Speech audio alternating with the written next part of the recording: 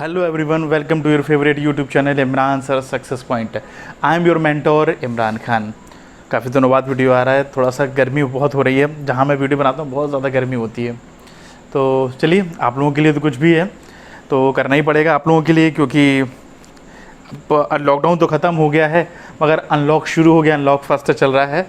तो हम लोगों ने अपने देखा है कि हम लोगों ने अपने पुराने वीडियोज़ में 4 चैप्टर अपना लोगों ने लगभग बिज़नेस के कंप्लीट कर लिए हैं, और नेशनल इनकम के जो 4 चैप्टर थे वो भी अपन लोगों ने कंप्लीट कर लिए हैं। अब हम लोग शुरू करते हैं इंडियन इकोनॉमिक डेवलपमेंट, जो कि 12th क्लास में इकोनॉमिक के साथ एक सब्जेक्ट है। इसके पहले यानी 2018-19 में माइक्रो चला करती थी, मगर पिछले साल से हमारे सिलेबस में इंडियन इकोनॉमिक डेवलपमेंट सब्जेक्ट जुड़ गया है। जैसा कि अगर हमें किसी चीज़ को स्टार्ट करना होता है तो हमें उस सब्जेक्ट का अर्थ मालूम होना चाहिए कि उसका एक्चुअली में अर्थ क्या है। आप लोग वर्ड से समझिए, इंडियन इकोनॉमिक डेवलपमेंट यानी भारतीय अर्थव्यवस्था का विकास कैसे हुआ, विकास कैसे हुआ, विकास कैसे चल रहा है, इसके बारे में हम लोग सब तरीके से जानेंगे। तो इसमें हमारा फर्स्ट चैप्टर है Indian economy on the eve of independence. तो यार, जब हम लोगों ने बुक का मतलब समझा तो चैप्टर का मतलब तो हमें वैसे भी समझना चाहिए। तो भारतीय अर्थव्यवस्था आज़ादी की पूर्व संध्या के पहले, ईव का मतलब होता है पूर्व संध्या, ठीक है ना। क्या होता मतलब, ईव मतलब होता है पूर्व संध्या। तो जब हमें यार अगर हम लोग इंडिपेंडेंस की बात कर रहे हैं यानी स्वतंत्रता के पहले की बात कर रहे हैं, तो हमें यह भी मालूम होना चाहिए कि हमारा देश कब गुलाम हुआ, कैसे गुलाम हुआ। थोड़ी बहुत इतिहास के बारे में हमें इसके बारे में जानकारी होना चाहिए। कहीं अगर कोई एग्जामिनर आपसे आकर पूछ ले तो हमें उसके बारे में नॉलेज होना चाहिए। तो आपको मालूम होना चाहिए कि हमारा जो भारत है वो 23 जून 1757 को बैटल ऑफ प्लासी, एक ऐसा युद्ध है जिसने हमारे भारत के इतिहास को पूरी तरीके से बदल कर रख दिया। क्या हुआ?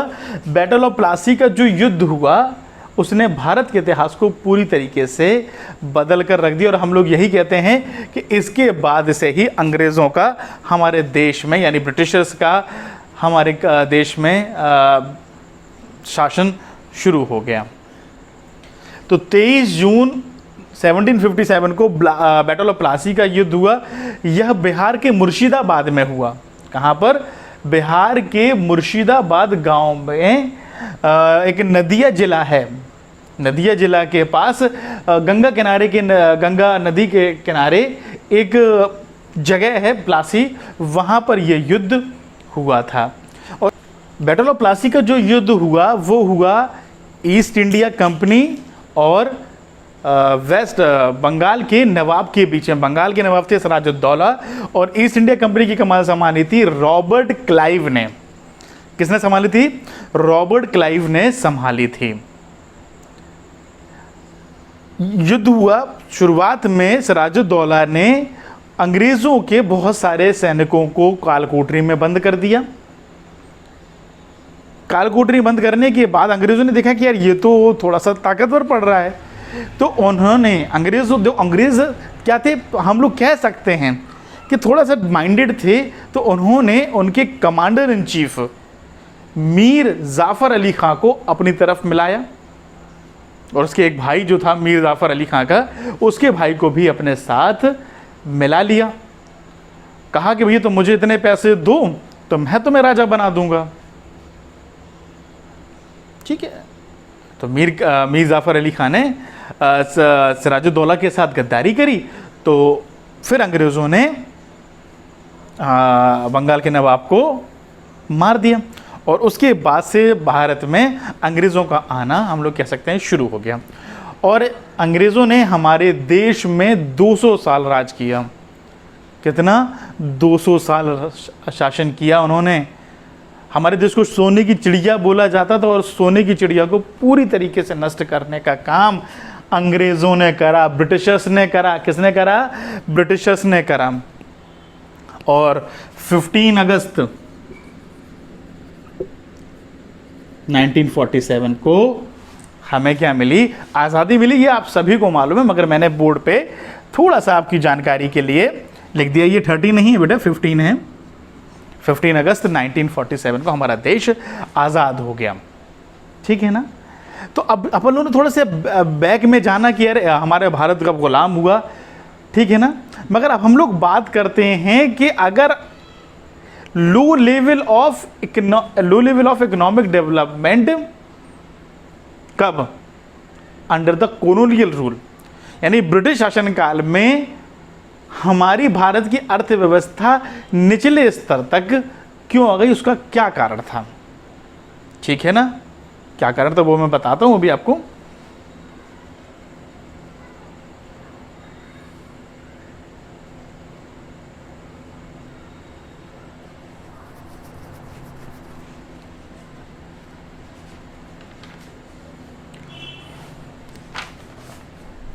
अगर हम लोग बात करें कि आज़ादी के पहले हमारे भारत की जो अर्थव्यवस्था थी वो बहुत ही अच्छी थी। क्या थी? हमारे भारत की अर्थव्यवस्था बहुत ही अच्छी थी। उसको मैं 3 तरीके से समझाता हूँ। पहला था प्रॉस्परस इकोनॉमी, यानी हमारी जो अर्थव्यवस्था थी वो बहुत ही समृद्ध थी। यानी हम लोग क्या थे? गुलामी के पहले हम लोग सेल्फ डिपेंडेंट थे, स्वयं पर आश्रित थे और स्वतंत्र थे। हमारे पर किसी का शासन नहीं था। तो हमारी जो आर्थिक समृद्धि थी वो हम लोग अच्छी तरीके से अपने भारत को या अपने तरीके से अपने आप को बहुत अच्छी तरीके से चला रहे थे। दूसरी बात करें अगर हम लोग, तो आती है कृषि अर्थव्यवस्था। आज़ादी के पहले कम से कम लगभग 2/3 लोग किस पर आश्रित थे? कृषि पर आधारित थे। और वो जिस तरीके से कृषि करना चाहते थे उस तरीके से कृषि करते थे और अपने सेल्फ यूज के लिए ही मोस्टली वो लोग क्या करते थे? प्रोडक्शन या फार्मिंग करा करते थे। मगर अंग्रेज आए तो अंग्रेजों ने उसको भी कॉमर्शलाइजेशन करा। इसके बारे में हम आगे बात करेंगे, ठीक है ना? फिर आया हमारा भारत, कह सकते हैं कि वेल नोन हैंडीक्राफ्ट। भारत का एक अलग ही परचम था हाथों से बनाई हुई चीज़ों का, और जो कारीगर थे उनकी भी वक़्फ़ होती थी। मगर अंग्रेज़ तो अंग्रेज़, उन्होंने इस हुनर को भी क्या करा? छीन लिया। उन्होंने पूरी तरीके से इन सब चीज़ों को क्या करा? नष्ट करना शुरू कर दिया। अब ये तो बात हुई कि यार भारतीय अर्थव्यवस्था कॉलोनियल रूल में क्यों कम हो गई? क्योंकि उन्होंने ये सब चीज़ें, यानी तीनों चीज़ों को, सेक्टर को, इन पड़ावों को उन्होंने क्या करा? नष्ट करा। अच्छा, अब हम लोगों ने जब मेरे जो पिछले वीडियोज़ डले तो हम लोगों ने इसमें नेशनल इनकम की बात करी थी। तो मैंने आपको उसमें बताया था कि नेशनल इनकम कैसे कैलकुलेट करी जाती है। जब हम प्राइमरी सेक्टर, सेकेंडरी सेक्टर और सर्विस सेक्टर को जोड़ते हैं तब जाकर हम नेशनल इनकम निकाल लेते हैं, ठीक है? तो हमें अपने देश की अर्थव्यवस्था के बारे में पता कैसे चलेगा? तो हमें अपने देश की अर्थव्यवस्था के बारे में पता चलेगा नेशनल इनकम से, और किसके द्वारा? पर कैपिटल इनकम, यानी प्रति व्यक्ति आय से पता चलेगा। अंग्रेज तो अंग्रेज, उन्होंने कोई भी सिंसियर अटेम्प्ट इसमें नहीं करा कि हम लोग भारत की अर्थव्यवस्था को आगे बढ़ाएं, क्योंकि उन्हें हमारे भारत की अर्थव्यवस्था से मतलब नहीं था। उन्हें सीधा मतलब था कि हमें अपनी ब्रिटेन में अपनी इकोनॉमी को मजबूत करना है, ठीक है? उसके बाद मैं बताऊं, अगर आपको फिर बहुत सारे हमारे भारतीय लोग जो हैं उन्होंने अपने अपने तरीके से मत निकाले। दादा भाई नौरोजी, VKR राव और RC देसाई वगैरह बहुत सारे लोग हैं, इन्होंने निकाला तो, मगर इन लोगों के बीच में मतभेद होने लगा। क्या होने लगा? मतभेद होने लगा, और जो रिजल्ट आया वो भी सही नहीं आया। मगर डॉक्टर राव के जो कुछ सिद्धांत उन्होंने बनाए और उसमें नेशनल इनकम और पर कैपिटल इनकम जो निकाली, उससे हमें काफ़ी हेल्प देखने को मिली। अच्छा, अब हम लोग बात करें कि एक एक चीज़ों को उठाना सबसे ज़्यादा हमें ज़रूरी होता है कि हम यार किसी चीज़ को समझ रहे हैं। अच्छा, ये थ्योरिकल चीज़ है, थ्योरिकल चीज़ को इकट्ठा नहीं समझा जाएगा। इस बात को ध्यान रखिएगा बेटा, कि अगर आप सोच लो कि यार हम किसी चीज़ को इकट्ठा एकदम से समझ लें, इसमें बहुत सारे टॉपिक आएंगे। अब जैसे मैं आज आपको बताऊंगा केवल एग्रीकल्चर सेक्टर के बारे में। आने वाले वीडियो में शायद मैं आपको इंडस्ट्रियल सेक्टर और फॉरेन सेक्टर एक साथ बता सकता हूँ, या फिर अकेला इंडस्ट्रियल सेक्टर ही आपको अच्छे तरीके से समझाने की कोशिश करूँगा, क्योंकि भैया पढ़ाई वो जो समझ में आए, और मैं करता हूँ कुछ यही प्रयास। ठीक है, मैं बार बार यही कहता हूँ, और आपको अगर मेरे वीडियोस अच्छे लग रहे हों तो बार बार मैं आपसे कहता हूँ कि मेरे वीडियोस को लाइक करिए, शेयर करिए और कमेंट भी करिए, और मेरे चैनल को प्लीज़ सब्सक्राइब करना ना भूलें। मैं आप ही लोगों के लिए मेहनत कर रहा हूँ, और आप लोगों के लाइक मुझे मोटिवेशन देंगे, तो मैं आपके लिए और अच्छे से अच्छी वीडियो बनाने की कोशिश करूँगा। हमारे देश में कई सेक्टर होते हैं जो जीडीपी को बढ़ाने में सहायक होते हैं। जीडीपी का मतलब मालूम है? Gross domestic product at market price में। वो मैंने क्या बता दिया, जल्दी में आपको मैक्रो का बता दिया, नेशनल इनकम का। जीडीपी को कैसे बढ़ाया जाए, इसके लिए कई सारे सेक्टर होते हैं। तो सबसे पहले हम लोग आज के वीडियो में समझेंगे एग्रीकल्चर सेक्टर के बारे में। जैसा कि मैंने यहाँ पर लिखा हुआ है एग्रीकल्चर सेक्टर, मैंने थोड़ी देर पहले आपको बताया था कि किसी भी कंट्री की जीडीपी को बढ़ाने के लिए बहुत सारे सेक्टर सहायक होते हैं। तो सबसे पहले आज हम लोग बात करेंगे अपने वीडियो में एग्रीकल्चर सेक्टर के बारे में। तो एग्रीकल्चर सेक्टर हम लोग कह सकते थे कि आज़ादी के पहले मोस्टली 85% लोग फार्मिंग पर आधारित थे, मगर जब अंग्रेज आए हमारे देश में तो उन्होंने सबसे पहले क्या करा, कृषि को नष्ट करना शुरू करा। तो उन्होंने क्या करा, सबसे पहले वो लोग लाए जिसने हमारे कृषि को पूरी तरीके से बर्बाद करा, वो था लैंड सेटलमेंट सिस्टम। इसको हम लोग जमींदारी सिस्टम भी बोलते हैं। क्या करा, अंग्रेज समझदार तो थे, उन्होंने लैंड रेवेन्यू निकालने के लिए, यानी भू राजस्व निकालने के लिए एक ट्रायंगल बनाया कि किस तरीके से हम लोग लैंड रेवेन्यू को निकालें। एक तरफ वो रहते थे ब्रिटिशर्स, दूसरी तरफ उन्होंने जमींदार नियुक्त कर दिए, और तीसरा जो हमारा किसान था। वो जो अंग्रेज थे वो जमींदारों को नियुक्त करते थे कि भैया आप real owner of the land हो, उस भूमि के आप रियल ऑनर हो, और आप किससे कर वसूलोगे, जो फार्मर है आप उनसे कर वसूल करोगे। ठीक है, अंग्रेज क्या कहते थे कि हमें एक स्पेसिफाइड अमाउंट चाहिए है। क्या चाहिए है? हमें एक स्पेसिफाइड अमाउंट किससे चाहिए? किसानों से चाहिए, और वो हम तुमसे लेंगे। किससे कहते थे? जमींदार से कहते थे कि हम तुमसे एक स्पेसिफाइड अमाउंट लेंगे और इस टाइम पर लेंगे, और अगर तुमने उस समय तक हमें नहीं दिया तो तुम्हारे जो राइट्स हैं, तुम्हारा जो पावर है, हम उसको क्या कर देंगे, समाप्त करके किसी दूसरे को वहां पर नियुक्त कर देंगे, क्योंकि सत्ता उनकी चल रही थी। लैंड सेटलमेंट सिस्टम इसको बोला जाता है। जमींदारी सिस्टम भी हम लोग उसको बोल सकते हैं। ठीक है ना। क्वेश्चन में अगर कभी आपसे पूछा जाए कि लैंड सेटलमेंट सिस्टम या जमींदारी सिस्टम क्या है, तो आपको यही चीज़ें उसमें समझानी है कि अंग्रेज़ लोग जो थे, ब्रिटिशर्स थे, उन्होंने लैंड रेवेन्यू निकालने के लिए ये एक तरीका अपनाया जिसमें ज़मींदारों को नियुक्त करा, वो टेलर से, और उनको कोई मतलब नहीं था, उनको इतना चाहिए तो चाहिए है ज़मींदार को, और वो लोग किसानों के लिए बच रहा नहीं बच रहा, 0.5% बच रहा है, 1% बच रहा है, 2% बच रहा है, 5% बच रहा है, उनसे कोई मतलब नहीं रहता। तो उन्हें जितना चाहिए है तो चाहिए ही चाहिए है, और वो कोई भी उसमें हमारे किसानों की मदद नहीं करते थे। दूसरा आया फोर्स कॉमर्शलाइजेशन ऑफ एग्रीकल्चर। यहाँ पर हम लोग कह सकते हैं फोर्स मतलब किसी चीज़ पर ज़्यादा प्रभाव डालना, और एग्रीकल्चर को व्यापारीकरण करा।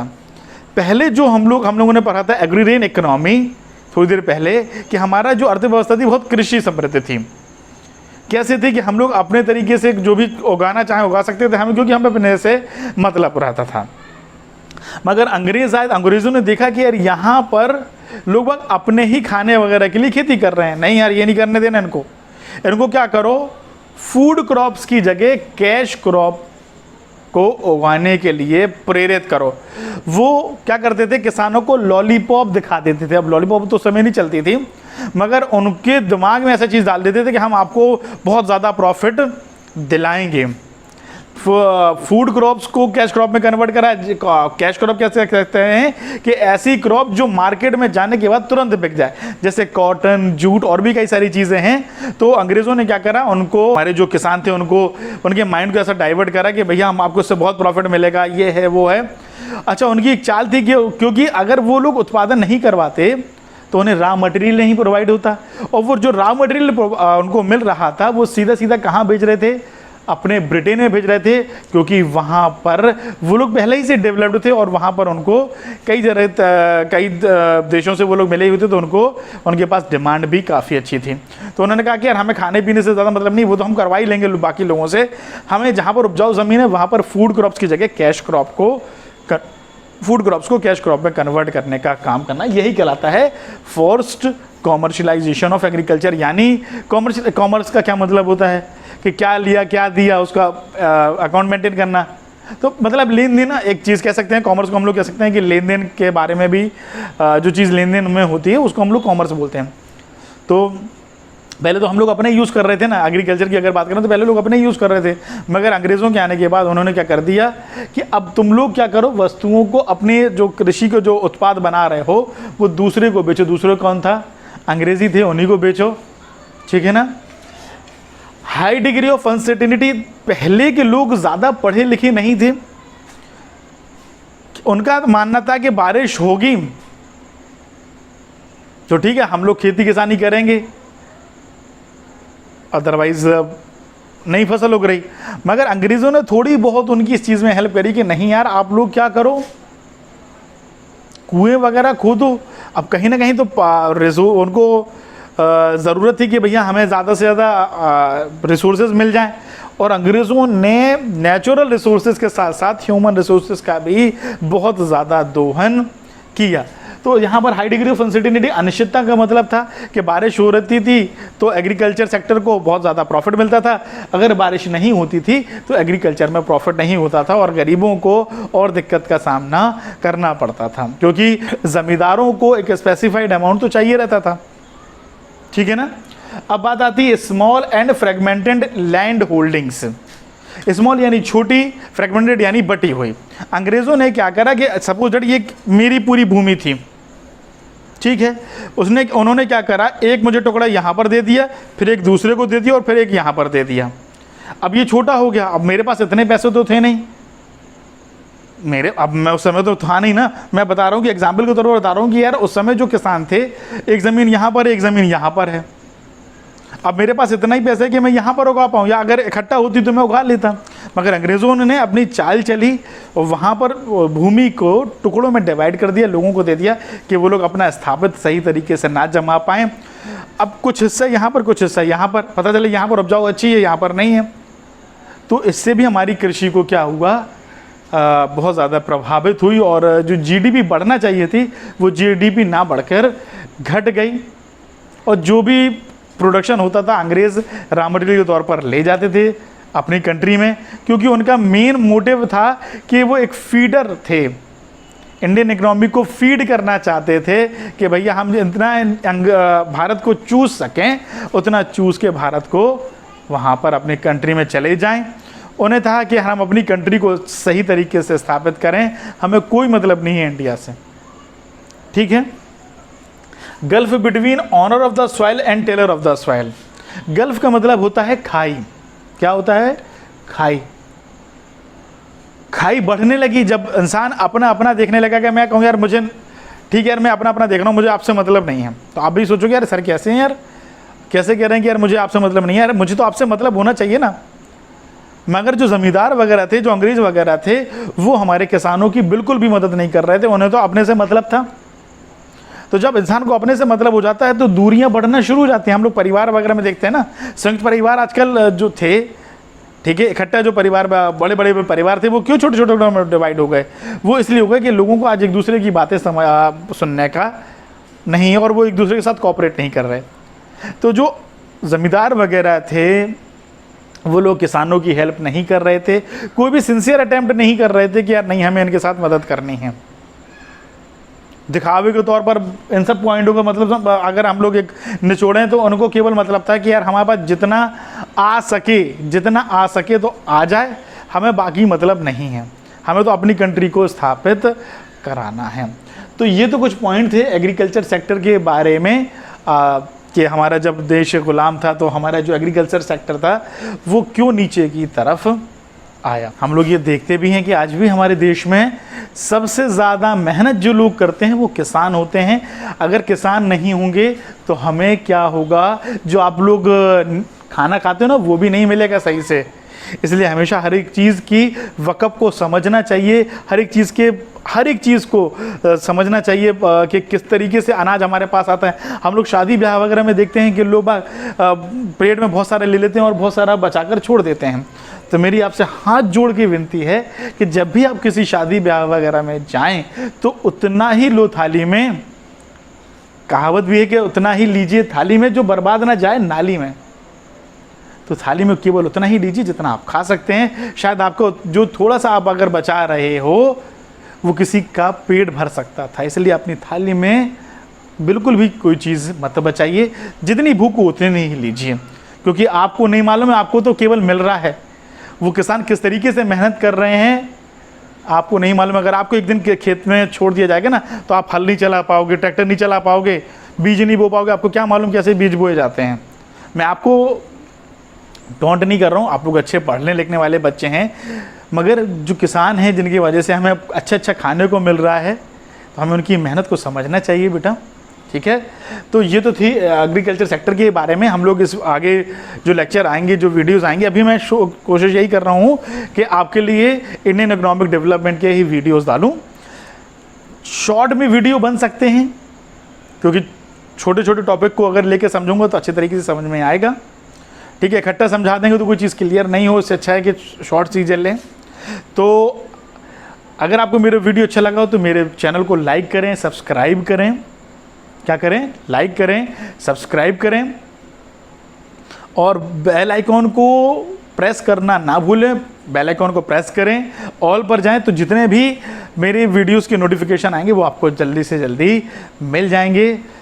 मैं आपसे फिर बार बार यही कह रहा हूँ कि मेरे चैनल को लाइक करें, शेयर करें, सब्सक्राइब करें, ज़्यादा से ज़्यादा करें और आपको अगर अच्छे लग रहे हो तो कमेंट भी करें, ठीक है ना। तो मैं आपसे मिलूंगा अपने नेक्स्ट वीडियो में। तब तक के लिए अनुमति दीजिए अपने इमरान सर को। सलाम, नमस्ते, सत श्री अकाल।